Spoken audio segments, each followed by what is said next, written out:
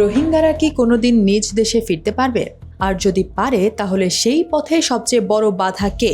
মিয়ানমারের সামরিক সরকার, Arakan army, নাকি পর্দার আড়ালের ভূরাজনীতি?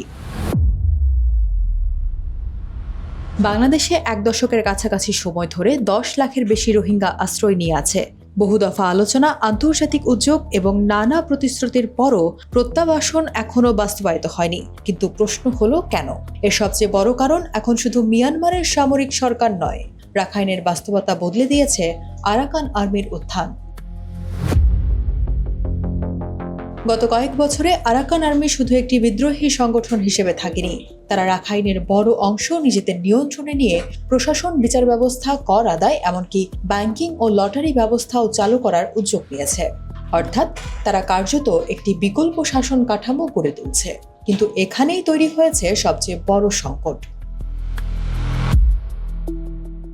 রোহিঙ্গাদের বিরুদ্ধে হত্যা, জোরপূর্বক বাস্তুচ্যুতি এবং মানবাধিকার লঙ্ঘনের অভিযোগ আরাকান আর্মির বিরুদ্ধে উঠেছে।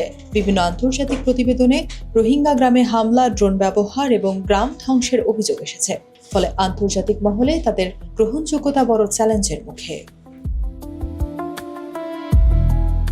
অন্যদিকে বাংলাদেশের অবস্থানও সহজ নয়। একদিকে কোটি টাকার অর্থনৈতিক চাপ, অন্যদিকে বিশাল মানবিক দায়িত্ব। তাই ঢাকা একদিকে চীনের সঙ্গে যোগাযোগ রাখছে, অন্যদিকে অনানুষ্ঠানিকভাবে আরাকান আর্মির সঙ্গেও সংলাপ চালিয়ে যাচ্ছে। মূল লক্ষ্য একটাই, রোহিঙ্গাদের নিরাপদ ও টেকসই প্রত্যাবাসন। এখানে সবচেয়ে গুরুত্বপূর্ণ ভূমিকা রাখতে পারে চীন, কারণ আরাকান আর্মির সবচেয়ে বড় অস্ত্র সরবরাহকারী এবং রাখাইনে বড় বিনিয়োগকারী দেশ হল চীন।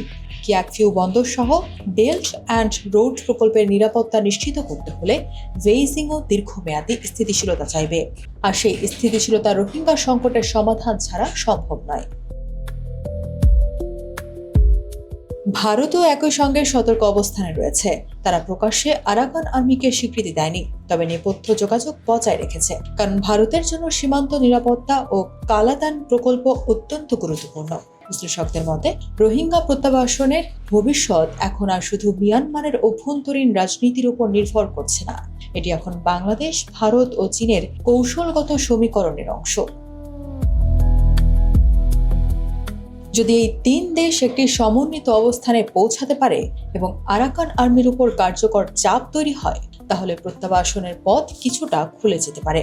কিন্তু যদি ভূরাজনৈতিক প্রতিযোগিতা আরও তীব্র হয়, তাহলে রোহিঙ্গা সংকট আরও দীর্ঘস্থায়ী হওয়ার আশঙ্কা রয়েছে। সবশেষে বলা যায়, রোহিঙ্গাদের দেশে ফেরার পথে একক কোনো বাধা নেই। মিয়ানমারের সামরিক সরকার, আরাকান আর্মির নীতি, আন্তর্জাতিক স্বার্থের সংঘাত এবং আঞ্চলিক শক্তির প্রতিযোগিতা সব মিলিয়েই তৈরি হয়েছে এমন এক জটিল বাস্তবতা, যার সমাধান এখনও অধরাই।